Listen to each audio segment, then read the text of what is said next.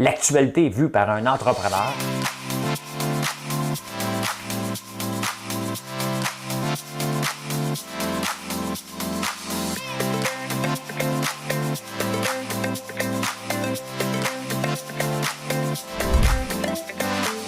Ça bulle, parce que des fois j'ai des bulles, mais ça bulle.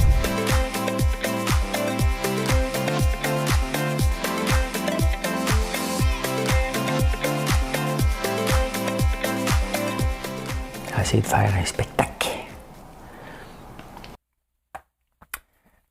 Jeudi, le 11 novembre, c'est la journée du souvenir.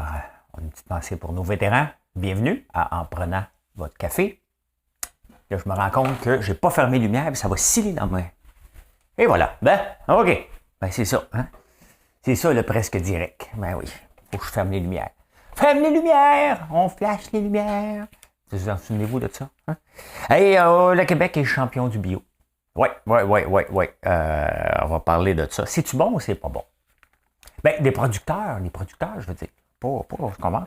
Recours collectif contre les écoles privées. J'ai vu ça passer, je ne comprenais pas. Là, ils me l'ont expliqué. Ben, ils l'ont écrit pour moi dans le journal, fait que moi, je vous le raconte à vous. Les élections, voyons. Les élections municipales, hey, ça se garoche des tomates, là. C'est ta faute! Non, c'est la tienne! Paul Saint-Pierre Plamondon, qu'est-ce qu'on fait avec lui? Hein? On va parler de ça. Lyon électrique, j'ai l'impression que je me suis fait avoir. Pas beaucoup. Je les aime. Mais j'ai l'impression que je viens de me faire avoir un peu. Je vais vous parler de ça. Le Parti vert. Là, je pars, là! Voilà. Papier de médecin en Californie. Hein? On parle de ça. Les femmes de 35 ans et plus, c'est à vous autres que je parle, mais qu'est-ce qui se passe avec vous autres? Non, mais vous allez m'expliquer, là. Vous parlez. Je veux comprendre. Je voulais vous parler du prix de l'éthanol. Je suis allé voir, puis je sais pas. Je vais vous en parler sans le savoir de quoi je vais vous raconter, parce que ça ne marche pas avec ce que j'ai lu. J'ai malheureusement une chanson. Voyons, j'ai malheureusement une chanson. J'y vais a cappella. Je suis pas le karaoké, parce que karaoké ouvert, là, je vais vous montrer si je suis capable de tourner le dos. Parce que, tu sais, quand tu chantes, là, hein? Tu chantes avec un micro, là, puis à un moment donné, là, tu fais du karaoké, puis là, tu veux montrer à tout le monde que tu connais la toune. Fait que là, tu tournes. Hein? On va essayer ça. Madame Cahouette, mais c'est le piton. Oh my God, ben c'est le piton, Madame Cahouette. Can you hear the drum, Fernando? I remember long ago another story night like this. In the freight, Fernando, you were humming to yourself and softly stunning your guitar. I could hear the distant drum and sounds of bugle calls were coming from afar. Attendez un peu. There was something in the air tonight. I hear the night, Fernando. They were shining there for you and me, for liberty, Fernando. Hein, c'est assez bon, hein? Ben, pour ma version, là, c'est pour faire rire, hein? J'avais un micro, hein? Une chance, je me suis pas shooté dans la face. Qu'est-ce que tu fais? Je sniffe. Non, hey, on fait pas de joke avec ça. On fait pas de joke avec ça. Non, je m'excuse. Là, c'était une mauvaise joke. C'est une mauvaise blague. Hey, j'ai eu une journée occupée hier. On va se le dire, j'ai pas eu le temps de vous faire un direct. J'ai pensé vous en faire un en revenant. Et il fallait que je prépare une entrevue avec Serge Beauchemin. Je ne sais pas si vous l'avez vu. Une belle entrevue d'1h10 avec mon ami Serge, alias Entrepreneur. Je pense que vous pouvez trouver ça sur les réseaux sociaux. On va peut-être leur partager peut-être dans la journée. Il y a deux peut-être dans la même phrase. Je vais m'enlever les peut-être parce que si peut-être que je vais peut-être leur partager. Si ça s'annule, la réponse, elle va être non. On va essayer de leur partager. Pourquoi je dis que je vais essayer? Ben, ça dépend des statuts qu'on fait. Hein? Tout simplement ça. Pour ne pas vous bombarder non plus de 80 statuts par jour. Parce que vous allez dire, qu'est-ce qu'il fait là? Hein? Autant, on va se le dire qu'avec Serge et plusieurs d'entre vous aussi, je commence à être un cas d'utilisation des réseaux sociaux et ça semble vous titiller ou vous impressionner, vous demandez, mais comment il fait pour être partout? Ben, c'est de comprendre sa clientèle. C'est de comprendre, vous êtes où? Hein? Et c'est ça que je fais à tous les jours. Vous déterminez, vous êtes où? Êtes-vous sur YouTube? Allez vous voir sur YouTube. De quoi je vais parler sur YouTube? De quoi je parle sur Facebook? De quoi je parle sur TikTok? De quoi je parle sur Instagram? Et ainsi de suite. C'est ça.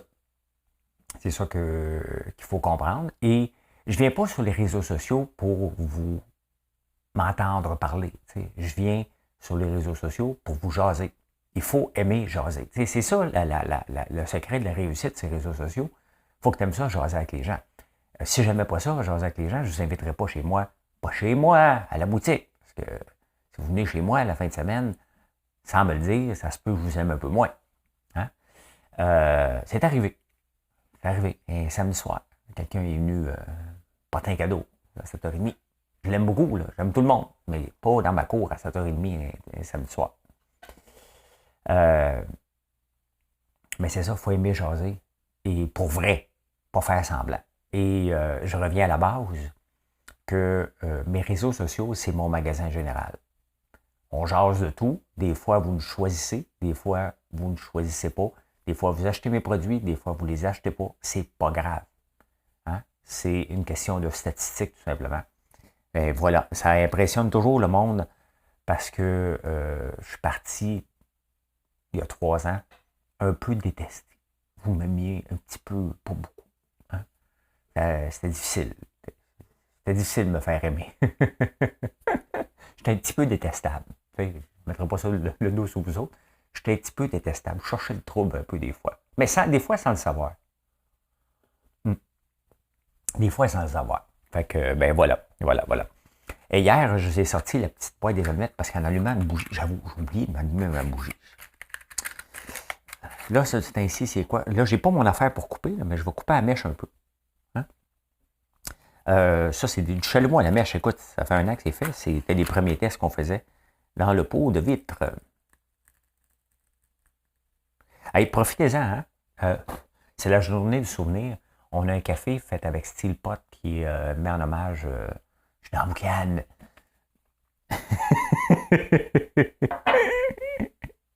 Pas normal. Ouais, allez voir ça sur le site. La petite boîte aux allumettes, vous savez que un des premiers investissements que je voulais faire, c'était dans la compagnie Ebby, hein, qui a aussi Scott Tower. Là, je ne me souviens plus, mais ça n'existe plus, je pense, Ebby. Là, je suis vraiment mêlé.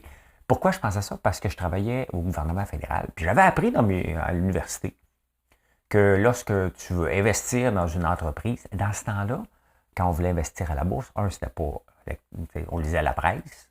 Le lendemain, on disait, oh, OK, ça abaisse un peu. Tu prenais du temps à faire des analyses. Hein. Ça va-tu monter? On le savait demain. On ne le savait pas dans le jour. Là. Donc, il fallait analyser les états financiers. Dans ce temps-là aussi, j'écrivais des plans d'affaires. Fait que là, j'avais été chez Airbnb, hein. J'avais descendu, je les avais appelés avant. Je vais avoir les états financiers du haut de mes 20 ans. Je suis arrivé au bureau. Je vais investir. Je pense que je m'étais mis une cravate. Airbnb, ils font des allumettes. Il y a une rue qui s'appelle la rue des Allumettes à Hull. Je sais qu'il faut dire Gatineau, mais moi, j'ai été là quand c'était Hull, puis ça s'appelle Hull. Bon, point final. Et c'est un des premiers, c'était beaucoup de femmes qui travaillaient là, je pense que c'est un des premiers syndicats féminins, si je ne me trompe pas, hein, ou d'un mouvement syndical qui était sorti des allumettes. C'est ça que ça me fait penser, la petite boîte aux allumettes. Et la petite boîte aux allumettes me fait toujours penser au petit pain au chocolat. Tous les matins, elle achetait son petit pain au chocolat. J'essaie de trouver une chanson rapide là, pour la journée du souvenir. J'en ai pas trouvé. Et c'est peut-être tant mieux. Comme ça, je ne suis pas obligé de les massacrer. La massacrer pour être là qu'eux autres. Eh bien, le Québec. Le Québécois! Bon, on est champion de la production bio. Je vais vous dire pourquoi c'est bon et c'est pas bon. On produit bio à peu près à 50% ici du Canada. Donc, tout ce que le Canada consomme bio, 50% est fait au Québec. Là, ils ont de la misère à répondre. Fait que là, moi, si je suis un cultivateur, je me dis, oh, c'est le moment. Hein? C'est là que je fais ma transformation bio. Hein? C'est bon. Le temps que tu vas la faire, ça prend du temps. Tu as la classification, il faut que tes terres soient en friche, il faut que tu abandonnes un peu pendant 3 ans. Il y a des. Pas toutes, là, mais il y a des affaires à faire. Hein? Là, toi, tu dis, OK, parfait, je vais faire ça, je vais transformer, je vais faire ci, je vais faire ça. Et là, tu arrives, il y a trop de producteurs bio. Le cycle du cochon, je vous en parle régulièrement, là, des hog cycle. Oh, je l'ai dit comme il faut. Des fois, j'oublie de mettre le H. Il faut le mettre le H en anglais. Ça fait toute une différence. The hog cycle. Il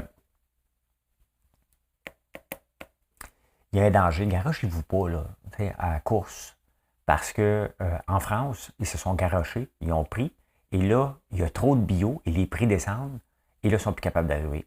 Ça va arriver ici aussi. Tous les marchés, à un moment donné, arrivent à un point de cassure, un point de saturation. Tout le monde, dans le fond, ce qu'on veut, là, c'est quand on lit ça, on devrait commencer à avoir peur. Quand on lit la nouvelle que le Québec est champion et qu'on est les leaders, déjà là, il est peut-être un peu trop tard. Il faut continuer à faire la transformation bio, définitivement, mais il ne faut pas y aller à fond de train.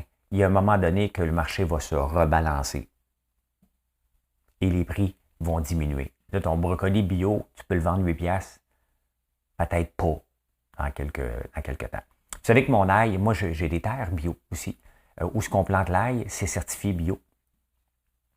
Mais je ne suis pas partout bio, sauf que sans être bio, je préfère une agriculture en respect de l'environnement. Une agriculture locale, une agriculture où on ne fait rien pousser. On va se le dire, on n'a rien fait pousser dernièrement. Il y avait justement un article dans la terre de chez nous sur le maïs. Il y a un gars qui a décidé d'arrêter d'en faire. C'est une maudite bonne affaire. J'ai essayé d'en faire pousser moi aussi. Je n'ai pas essayé, ça pousse. Mais les unités thermiques, surtout dans mon coin, on commence à étirer la log de faire pousser du maïs ici. Et ce n'est pas tout à fait rentable.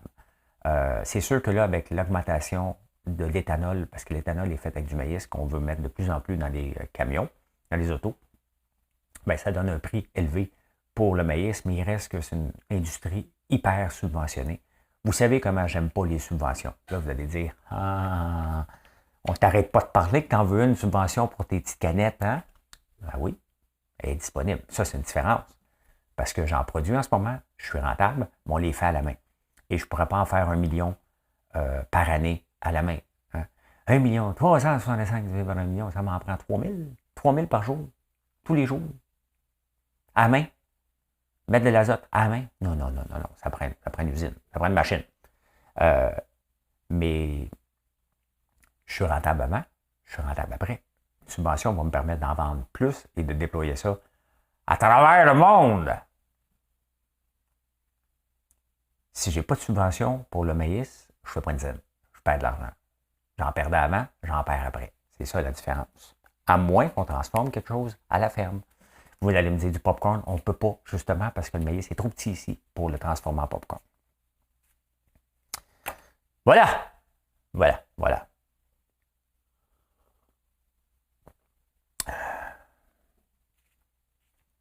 Recours collectif des écoles privées. J'ai vu ça hier. J'ai reçu un email parce que mes enfants allaient au collège Jean-Eudes. Là, je reçois une notification. Recours collectif. Tout ce que vous devez savoir. Je dis, oh, j'ai de l'argent à faire. Fait rire les recours collectifs. Bon, mes enfants n'allaient pas à l'école l'année passée, donc je suis encore sur la liste d'envoi. Il y a des parents qui disent, oh, un peu, là, on a payé, parce que, tu sais, quand on va à l'école privée, c'est pour ça que je suis allé là, moi. Je ne voulais pas être dépendant de l'État. Je voulais être un client. Parce que quand un client appelle et il n'est pas content, normalement, on t'écoute. Quand tu payes, tu es un client. Hein? Quand tu appelles à ton école publique, ben, l'État te sert. C'est comme ça. Parce que là, quand tu es un client, hein, ben, ils te servent, mais ils veulent te garder. Tu es un bon citoyen pour eux. Ben aussi, pour que mes gars jouent au soccer et au hockey. Je ne voulais pas que Alexis joue au hockey dans le hockey organisé, hein, qui est plus désorganisé qu'organisé. Fait que c'est ma vision, là. Donc, voilà. Là, il y a un recours collectif. Puis Yves Boisvert, dans la presse, en parle justement parce qu'il y a déjà eu un recours collectif contre le ginger ale. Oui, c'est parce qu'il y avait quelqu'un qui avait lu qu'il y avait du ginger ale. C'était pas du ginger. Il n'y avait pas du gingembre dedans. C'était comme un peu comme tous les autres produits à l'érable. Ils m'ont fait un recours collectif, moi aussi. J'ai été trompé avec les popcorn à l'érable, qui n'étaient pas à l'érable, à la cassonade. Je veux un remboursement. Ça me ferait presque rire qu'il y en ait un. Il doit y avoir un avocat dans la salle qui cherche un peu d'argent parce que, dans le fond, ce qui arrive avec les recours collectifs, c'est souvent les avocats qui font de l'argent. Les gens qui s'étaient plaints pour le ginger ale, ils ont eu 7 piastres et demi. Mais là, le recours collectif, c'est très simple, c'est que les parents disent on n'a pas eu le service qu'on a payé pour. Et quand je ne vais pas à mon gym pendant la COVID, ils ont suspendu mon abonnement. Vous autres, vous m'avez forcé à continuer à payer, puis je n'ai pas eu le service. Peut-être en Zoom, mais je n'ai pas eu ce que je payais. Donc, vous allez me rembourser. Fait qu'il va rester 3 piastres, puis les avocats vont ramasser 97 piastres, à peu près dans la pièce. 97 cents dans la pièce. Ben oui, c'est ça. Recours collectif, c'est fait pour les avocats, là. Ben oui, mais il faut le dire des fois. Des fois, c'est ça, il faut dire juste des affaires comme ça. Puis tu passes à un autre sujet, parce que des fois que tu as besoin d'un avocat ou d'un juge, c'est mieux de les avoir de ton bord. Hein? Ben, la bonne façon de les avoir de ton bord, c'est les avocats, tu as juste à les payer. Tu payes la facture quand elle arrive, tu t'obstines pas. Hein? Ah, les élections municipales, vous allez me dire, François, c'est fini, là, reviens-en. Bon, oui, c'est fini. Mais là, c'est parce que c'est la partie drôle. On se lance des tomates. Ah, oui, c'est ta faute. Non, c'est la tienne. Je te l'avais dit qu'il ne fallait pas faire ça. Puis c'était un one-man show. Hein? Et là, le monde accuse Coder. C'est la faute à Coder. Ça allait bien avant qu'il aille faire un Trump de lui-même. À tout le monde en parle. Hein? Parce que Guillaume Lepage l'avait comparé à Donald Trump parce qu'il ne voulait pas déclarer ses revenus. Et là, ça a dégringolé. Puis c'était un one-man show. Hey, ceux qui se plaignent, là, est-ce que vous le saviez avant? Je vais vous donner un exemple. Moi, dimanche, ils sont venus ici. Ils voulaient que je vote pour le maire. C'est beau. Hein? La pancarte est devant chez nous. Là. On va aller voir son nom, moi, vous le dire. Pas là, parce que ça donnerait une pause. Quand ils sont venus me voir, ils me disaient il faudrait que tu votes pour lui à la place de l'autre. Tu sais. Je dis, ben, c'est parce que lui, il est avec Coder. Je peux pas voter pour Coder. Je l'aime pas. Ben, pas je l'aime pas perso, là. Hein? Probablement que personnellement, j'aime Denis Coderre. Mais j'aime pas Denis Coderre, le maire. J'aime pas le leader. Qui n'est pas. C'est pas en t'imposant que tu deviens leader. C'est quand les gens te choisissent. Il faut que tu deviennes comme Jésus. Hein? Eh bien, Jésus était là, puis les apôtres l'ont suivi. Hein? C'est ça. C'est pas le contraire. Fait que si je peux pas voter pour un candidat parce qu'il travaille pour Coderre, puis je trouve que c'est pas un bon leader, bien ceux qui se sont présentés pour, il fallait qu'ils fassent leur due diligence avant. Tu dis Coderre est comme ça, mais tu le savais avant. Si tu ne le savais pas, c'est parce que tu n'as pas fait ton due diligence. Fait que, ben, c'est ça. Hein? Fait que là, ils ont perdu, puis ils disent c'est sa faute. Là, ça se garoche. Là, c'est pas fini, là. Hein? C'est pas fini parce que Marc-André Desjardins, il était avec. Il avait abandonné pour être avec Barack, puis là, ben, ils se sont mariés trop vite. Il s'appelle Ballarama, je le sais. Ils se sont mariés trop vite. Ils n'avaient pas fait de préliminaire avant. T'sais. Comme un mariage obligé, comme dans les années 1830 ici. Là, t'sais. Ils se sont mariés, puis là, l'autre a dit hey, wow, c'est lui qui a inventé le divorce. T'sais. Le divorce, ça existait-tu dans les années 30? Les années 1830. Ça ne doit pas exister le divorce. Hein? Pas moi, tu changes de village en tabarnouche. Là. Hein? Ben c'est ça. Fait que là, ça se lance les tomates pour les élections municipales un petit peu partout. C'est de ta faute, c'est de ma faute. Je le savais, moi. Puis, ben oui, c'est comme ça. Ça lâche le linge sale maintenant. T'en fais pas, Fernando. Bon. PSPP. Paul Saint-Pierre Plamondon. C'est parce que lui, il est chef du PQ hein, depuis un petit bout de temps maintenant. Et il n'est pas à l'Assemblée nationale. Donc, lui, il reste à la porte et il dit aux autres tu diras ça. Tu diras ça. Ben, il est la 4e opposition, fait que, tu sais, quand il a le droit de parole, allô? Hey, allô, tu parlais? Non, pas ton tour. Hein? Il attend, là. Hein? Euh, Catherine Fournier, qui est rendue la mairesse de, de Longueuil, est plus députée dans Marie-Victorin. Fait que là, ils vont déclencher des élections complémentaires. Et là, le monde dit, ben, faudrait que tu te présentes, bonhomme. T'sais? Là, lui, il hésite. Il a peur. Hein? Il est confiant. Hey, c'est ça. Hein? T'es chef de parti et tu veux pas te présenter parce que tu as peur de perdre. Hey, ça va aller loin. Hein? Le Parti québécois, il a relancé. On a un leader hein, qui va nous emmener. Il a peur de se présenter. C'est parce qu'avant, il y avait une règle non écrite. Je dis bien avant. Ou quand un chef de parti, Lucien Bouchard, c'était ça, Jean Charest aussi, quand un chef de parti n'est pas élu, ou il est nommé entre-temps, ils font des élections complémentaires, puis ils laissent le champ libre. Soit qu'ils ne présentent pas personne, ou ils présentent un poteau. T'sais. Voici le poteau d'Hydro-Québec contre toi. T'sais. Là, il l'emporte haut la main. Ça, dans ce temps-là, on riait des électeurs. On disait, vous êtes tellement nono, on va vous envoyer voter, mais on le sait déjà qui va rentrer. Hein? Ça, mettons, tu vas à Vegas, puis ça, on appelle ça arranger avec le gars des vues. Normalement, tu peux te ramasser en prison pour arranger des affaires de même, ou si la boxe était arrangée. Là, mais en politique, c'était permis dans le temps. Ben, il y avait tout le financement aussi qui était bizarre dans ce temps-là. Fait que là, aujourd'hui, en 2021, on voudrait lui laisser le champ libre comme on faisait avant. On les a tous sacrés dehors, les vieux politiciens, puis cette vieille mentalité-là. Mais là, on dit, t'as peu, il faudrait qu'ils se présentent, donc on va lui laisser le champ libre. Donc, on va prendre tous les électeurs de Marie-Victorin, puis on va dire, hey, vous autres, ma bande de colonisés, là, OK, on va vous imposer le Parti québécois, quand même, vous en voulez pas, parce que c'est comme ça que ça marche en politique. Ben, tout à coup, j'aime beaucoup Québec solidaire. Parce que Québec solidaire a dit non, oui, nous autres, on le veut, ce comté-là, puis on va aller le chercher. Dominique Anglade, qui se vante de faire de la nouvelle politique hein, chez les libéraux, elle ne veut pas présenter personne. Pour lui laisser le champ libre qui se présente. Simonac. Hein?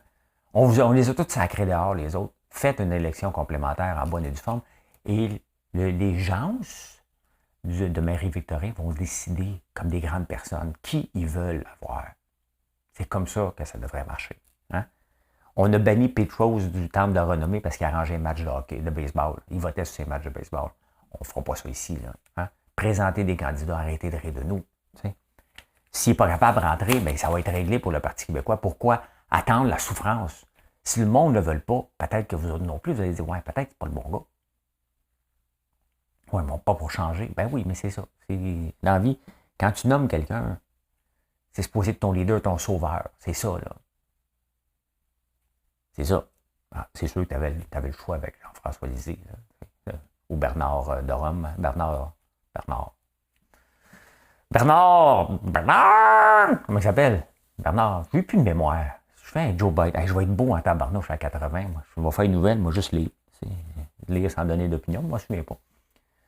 Je ne me souviens pas comment il s'appelle, Bernard. Il est à 98,5. Là. Il y a des abeilles, lui aussi. Ça, je le sais. Lion électrique, j'ai l'impression que je me suis fait avoir. J'en ai acheté l'année passée en bourse. Je l'ai mis dans mon CELI à 18 $. Il a monté à 30, mais le CELI, on n'est pas là pour transiger. C'est le long terme. Je ne vends pas. Il descend jusqu'à 9. J'entends parler Marc Bédard, le président de Lion électrique. Je vois Fitzgibbon. Ils disent tous que ça va bien, les gros contrats s'en viennent. J'en rachète. Il me restait 5 000 $ dans mon CELI. J'en rachète du Lion électrique. Je les écoute parler. J'ai confiance. On s'entend, là. J'ai mis 5 000. Mais c'est pas grave. J'ai confiance à ce que j'entends et que je vois dans les journaux. Là, hier, ils publient le résultat. Le titre part de 14 à 11 $. On va regarder. Et là, j'ai l'impression que je me suis fait un petit peu avoir. Et j'aime pas ça, me faire avoir. Je sais pas si vous autres, vous aimez ça, là, mais il me semble qu'on aurait pu être plus transparent un peu. OK, je suis là.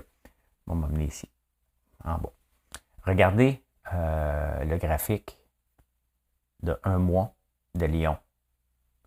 Hein? Il part ici. On est le 16 octobre, à peu près là que j'ai acheté, hein? À peu près ici. Et il est à combien? À 11, c'est à peu près là que j'ai payé, 11,91, donc quelque part ici. Il monte en fou. Hein? Mais avant ça, non, c'est ça, j'ai acheté plus avant. Bon, j'ai acheté au mois de septembre et il descendait, mais j'avais entendu parler que ça allait bien. Fait que regardez ça. Et là, hier, il annonce que finalement, il n'y a pas tous les morceaux et qu'il y a de la misère à s'approvisionner et que les résultats ne sont pas au rendez-vous. Et là, ça descend. J'ai comme l'impression que je me suis fait mentir parce qu'il savait. Hein? Pourquoi qu'on ne l'a pas su avant? Tu n'apprends pas ça la veille. Là. Il aurait pu avertir avant les états financiers. Il aurait pu le dire au mois d'août que finalement les puces, il les aurait pas, comme tout le monde. Il ne l'a pas dit. Je suis encore investisseur, là. Je vais les garder. Mais j'ai l'impression que je me suis fait un petit peu mentir avec Lion Électrique. J'espère qu'on ne fera pas un flop parce que les compagnies qui ont trop de subventions ici, c'est pas toujours bon. Hein? Mais j'ai confiance. Je les aime. Je suis juste un peu déçu. J'ai l'impression qu'il m'a trompé. Mais des fois, dans un couple, non, on ne permet pas ça. Arrêtez. Moi, pourquoi quand je mélange les affaires avec le couple? Tu as le droit d'aller. Non, tu n'as pas le droit. Je ne suis pas si ouvert que ça. Pendant ce temps-là, Rivian arrive à la bourse. Je vous ramène. Regardez Rivian. Je pense honnêtement, c'est un de mes camions potentiels à acheter. Parce que je change mon camion en 2023. Puis c'est sûr que je vais m'acheter électrique. Ça fait 8 ans que je suis au diesel. Et là, je vais à l'électrique. Et le camion Rivian m'intéresse. Ils ont été à la bourse hier. Ils ont commencé. Ça a parti très fort. Et là, ça remonte un peu. Ça a baissé beaucoup. C'est normal. Ça fait toujours ça. Et là, ça remonte. Aujourd'hui, Rivian, qui vient d'arriver à la bourse, n'a pas vendu de camion. Ils valent 100 milliards à la bourse. Le monde est complètement fou. Là. Okay? Et ce matin, ça va se garrocher là-dessus comme des enragés. Là. Ford, pour vous donner un indice, vaut 77 milliards. Ils en vendent en tabarnouche des camions, puis ils ont fait le virage électrique aussi. Le monde est fou. Là. Le monde est bon, le monde est fou. Il y a des amours. Hey, le Parti vert, hein? Là, je vais partir. OK? Un mois après. Là, je pars pour vrai, là. Ça, c'est le Parti vert, Annemie Paul. Elle avait annoncé le 27 septembre, après les élections, qu'elle partait. Son parti ne le voulait pas. Puis là, ils ont commencé à travailler. Puis là, ils ont dit, ben là, faut que je parte. Ben oui. Elle voulait partir, mais elle avait oublié de repartir. T'sais? Fait que là, elle est partie pour vrai, là. On a-tu besoin encore d'un parti identifié comme vert aujourd'hui? Hein? La réponse est non. La réponse, elle est non. Puis elle l'a démoli. Elizabeth May n'était pas capable de le faire lever. Daniel Green n'est pas capable de le faire lever. Donc, il est temps qu'on abandonne ce parti-là. Ils ont le droit, mais toutes les partis maintenant sont pas mal verts. Tu n'as plus le choix. Là. Le peuple a parlé. Et avec la COP26 maintenant, l'environnement et la planète font partie des discussions obligatoires. Ah, ça, j'aime ça. En Californie, ils vont obliger les enfants à se faire vacciner pour aller à l'école. Dès que le vaccin est prêt, ils vont l'obliger. Et quand je fais ça, ça me fait penser à un âne. Je sais que Paul Arcand ne fait pas ça. Je le sais. Vous pouvez l'écrire. Vous faites un like, vous êtes vous abonner, la petite clochette. Allez, là. C'est presque fini. Je vais vous dire, les femmes de 35 ans, qu'est-ce qui se passe avec vous autres, là? Ben, les enfants vont devoir être vaccinés pour aller à l'école. Et là, il y a des parents qui rushent pour aller voir des médecins pour avoir des exemptions. Le gouvernement le veut aller. Puis il a dit non. T'écris trop d'exemption, tu t'en vas au bureau de discipline au médecin. OK? Calme tes nerfs avec l'exemption. Là, les médecins sont sortis dans la rue avec des pancartes pour manifester. Les parents le savent mieux que le gouvernement. Le gouvernement dit non. Il n'y en a pas d'exemption. Si tu en donnes trop d'exemption, c'est toi qui s'en vas exempter. Hein? Ils sont sévères en Californie. Ils ont l'air cool avec leur body surf et leur beach body, là. Mais ça niaise pas. Ils sont souvent avant-gardistes par rapport à tous les autres États de la Californie. Ils les avertis. Bon. Là, les femmes là, de 35 ans, qu'est-ce qui se passe avec vous autres? Vous êtes en train de tout défaire l'industrie du cinéma. Voyez-vous, parce que depuis que les cinémas sont rouverts, vous n'êtes pas là. Toutes les autres tranches d'âge sont retournées au cinéma. Vous autres, une diminution de 22%. Seulement 15% des billets achetés au cinéma depuis la réouverture des cinémas, c'est des femmes d'en haut de 35 ans. Vous ne l'aimez pas, Goudou? Hein? Non, mais qu'est-ce qui se passe? Là? Vous ne voulez plus aller au cinéma? C'est à Marilyn que je parle, à 37 ans. Je lui ai demandé pourquoi tu ne vas plus au cinéma. Elle m'a dit, c'est parce que je travaille, bébé. Ah, OK, continue à travailler. Peut-être parce qu'il y a des chaudières maintenant, comme au cinéma. Hein? Vous n'êtes plus obligé d'y aller. Hein? Peut-être qu'on est tellement habitué de regarder sur des films sur notre téléphone, sur notre tablette, qu'on a peur d'avoir un gros écran d'en face. On souffre d'anxiété. D'anxiété cinématographique? Je ne le sais pas. Mais non, mais sans blague. Vous allez moins au cinéma. Et là, ils se cassent la tête. Qu'est-ce qu'on va faire? Hein? C'est-tu parce qu'il y a trop de films de guerre? Pourquoi? Et ils ne savent pas encore. Je voulais vous parler du prix du maïs. Je n'ai pas les statistiques, fait que je ne vous en parle pas. Je l'ai marqué, je ne vous en parle pas. C'est fait. Ben voilà. J'espère que vous avez apprécié. Je vous souhaite une excellente journée, une bonne journée de souvenir à tous nos vétérans hein, qui ont été un peu partout pour des missions humanitaires la plupart du temps. Là, c'est à part la Bosnie, bien entendu, parce qu'on est allé en guerre, en Irak, en Afghanistan. Donc, une bonne pensée pour eux autres aujourd'hui. Je vous souhaite une bonne journée. Et ce soir, je donne une conférence. Je vais vous parler de Québec ce soir avant la conférence. Je donne une conférence à l'Université Laval. Et ben voilà, ceux qui aiment la bourse, je suis là. 9h20 à 10h15, 10h30, en direct sur YouTube. Bye tout le monde, bonne journée.